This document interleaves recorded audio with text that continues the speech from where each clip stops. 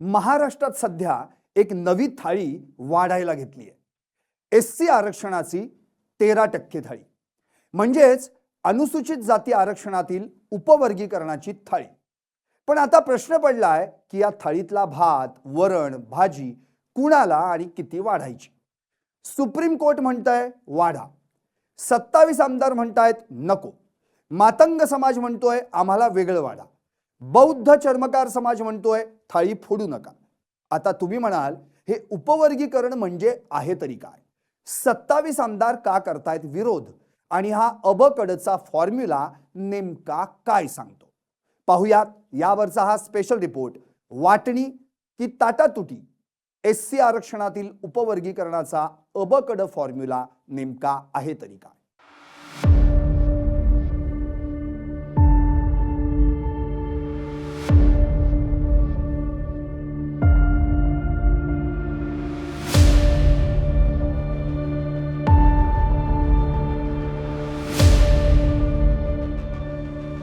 नमस्कार, मी संदीप आणि तुम्ही पाहताय LS मराठी। मला ठाऊक आहे तुम्ही मला अगदी सुरुवातीलाच विचाराल की उपवर्गीकरण म्हणजे काय रे भाऊ? सांगतो, अगदी सहज समजेल असं सांगतो। उपवर्गीकरण म्हणजे सब क्लासिफिकेशन। सोप्या भाषेत सांगायचं झालं तर एकाच जातीच्या थाळीचे 4 वाटे करणं। अनुसूचित जातीत म्हणजे एससी मध्ये आहेत 59 पोट जाती, म्हणजेच एकूण 59 भाऊबंद। पण त्यातले 3 भाऊ सगळ्यांपेक्षा मोठे। पहिला भाऊ बौद्ध बांधव 62%, दुसरा भाऊ मातंग बांधव 19% आणि तिसरा भाऊ चर्मकार बांधव 10%। सुप्रीम कोर्टानं 2024 ला दिलेल्या निर्देशानुसार या 59 भावांमध्ये जे जास्त मागास आहेत त्यांना आरक्षणात प्राधान्य द्या। म्हणजे एससी आरक्षणाची जी 13% थाळी आहे ती तशीच राहणार, पण त्या थाळीची अ ब क ड अशा 4 कप्प्यांमध्ये वाटणी होणार। आता एकाच थाळीचे हे 4 कप्पे आहेत तरी कोणते? पडला ना प्रश्न? सांगतो। एससी आरक्षणाच्या 13% थाळीचे 4 कप्पे कोणते? अ कप्पा सगळ्यात मागास, त्यांना आधी संधी। ड कप्पा तुलनेत पुढारलेले, त्यांना सगळ्यात शेवटी। आता तुम्ही म्हणाल अहो अबकड असे 4 कप्पे म्हणता आणि फक्त अ आणि ड चच सांगता, मग ब आणि क हे 2 कप्पे गेले तरी कुठं? गायब झाले का? अहो ते कप्पे गायब झाले नाहीत, दडवलेत। बदर समितीनं रिपोर्ट दिलाय, पण सरकारनं तो तिजोरीत ठेवलाय। आता तिजोरीत काय दडवलंय ते सांगतो। अ मध्ये मातंग बांधव जाणार अशी चर्चा आहे, ड मध्ये बौद्ध बांधव जाणार अशी ही चर्चा आहे, पण ब आणि क मध्ये चर्मकार, ढोर, होलार, मांग गारुडी या 55 जातींपैकी कोण जाणार हे कुणालाच माहित नाही। म्हणूनच तर मुख्यमंत्र्यांना पत्र लिहिणारे 27 आमदार म्हणतायत आधी निकष जाहीर करा, मग वाटणी करा, नाहीतर हा अंधारात गोळीबार ठरेल। आता चर्चा करूयात कोण विरोधात आणि कोण बाजूने।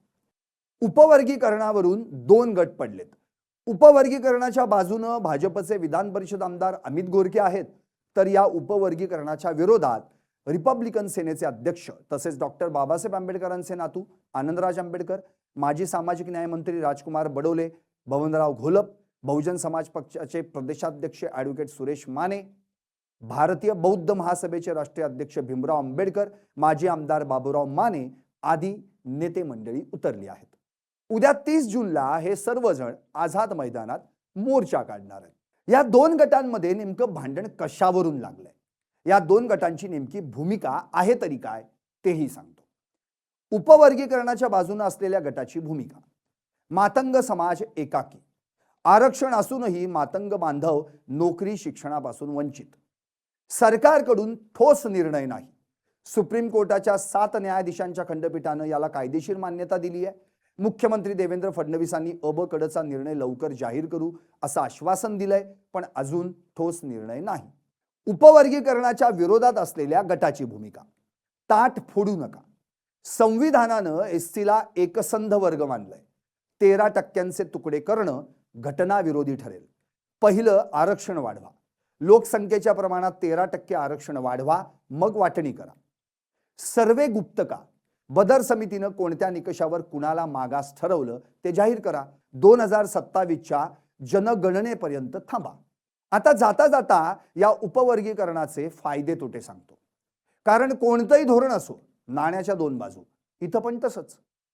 फायदे तोटे. कुणाचं पोट भरणार, कोण उपाशी राहणार. फायदा काय? तर खऱ्या वंचिताला संधी मिळेल.